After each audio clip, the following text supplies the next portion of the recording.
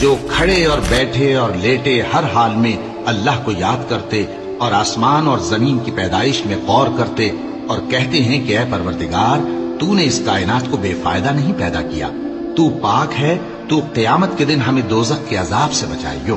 اے پروردگار جس کو تو نے دوزخ میں ڈالا اسے رسوا کیا اور ظالموں کا کوئی مددگار نہیں ہوگا۔ اے پروردگار ہم نے ایک پکارنے والے کو سنا کہ ایمان کے لیے پکار رہا تھا کہ اپنے پروردگار پر ایمان لاؤ، تو ہم ایمان لے آئے۔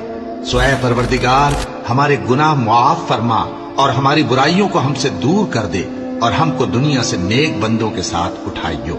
اے پروردگار تو نے جن جن چیزوں کے ہم سے اپنے پیغمبروں کے واسطے سے وعدے کیے ہیں وہ ہمیں عطا فرما اور قیامت کے دن ہمیں رسوا نہ کیجیو۔ کچھ شک نہیں کہ تو خلاف وعدہ نہیں کرے گا۔ تو ان کے پروردگار نے ان کی دعا قبول کر لی اور فرمایا کہ میں کسی عمل کرنے والے کے عمل کو مرد ہو یا عورت ضائع نہیں کرتا۔